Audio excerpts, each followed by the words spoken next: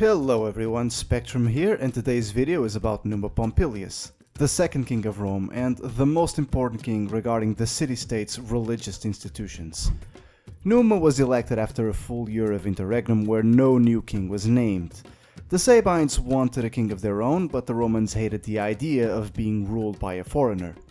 Eventually, the Romans relented when one of the interrex nominated Numa, a highly respectable man who lived in the Sabine city of Cures.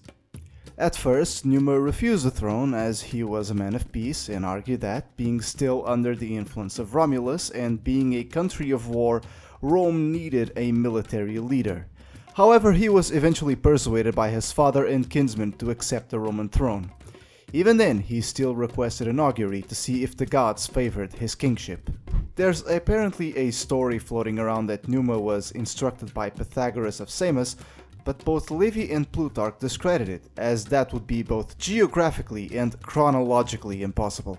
Numa, according to Plutarch at least, would play on superstition to give himself an aura of awe, in order to cultivate the warlike Romans to respect the law and, most of all, the gods. Of course, Plutarch also says Numa once debated against Jupiter himself, so how much he was really playing into superstition is hard to say. Still, remember, if you see a man who talks to divine entities nobody else can see, you should totally make him the king of your city. Anyway, the first thing Numa did when he became king was disbanding the Caleres, the royal bodyguard of Romulus. After that, he began dipping his toes into all religious matters. One of the first things he did was establish the Temple of Janus. When open, it meant Rome was at war, but if it was closed, then Rome was at peace. The Temple of Janus was closed throughout the entirety of Numa's reign, but reopened upon his death, and, from that moment onwards, all the way to the reign of Augustus, the Temple of Janus closed only twice more. First, at the end of the First Punic War, and second, after the Battle of Actium, where Augustus defeated Mark Antony. This was just one of the many things Numa did regarding all aspects of religion. Numa also appointed a priest as Flamen to Jupiter, then other two for Mars and Quirinus.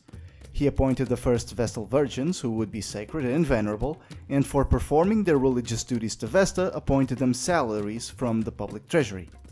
And, perhaps most important in all religious aspects, Numa appointed the first ever Pontifex Maximus, Numa Marcius, who would be the head chief of all matters of religion. The most important contribution from Numa, however, was in the institution of the calendar.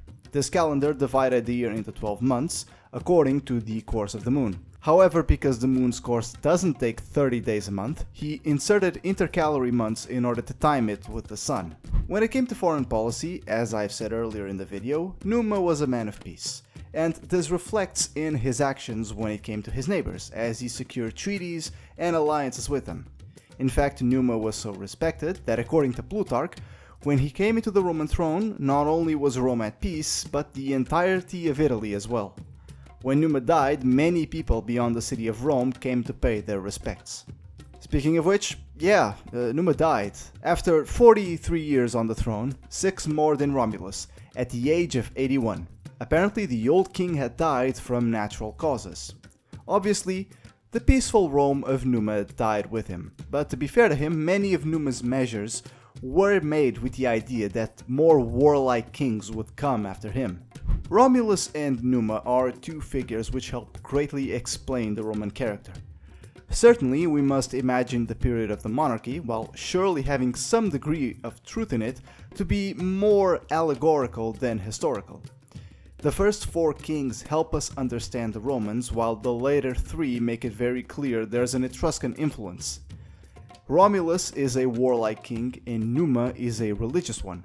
Thus, the two facets of the Roman people are united. They are a warlike people who take religious matters seriously. Anyway, that's all for now, and wow, this one is even shorter than the last. To be fair, Numa's reign in Livy's History of Rome lasts no longer than 5 paragraphs. For comparison, the next king is Tullus Hostilius and his reign occupies 9 paragraphs, and the content of the previous video before this one, the one on Romulus, is 14 paragraphs. In any case, this was Spectrum, and I'll see you soon.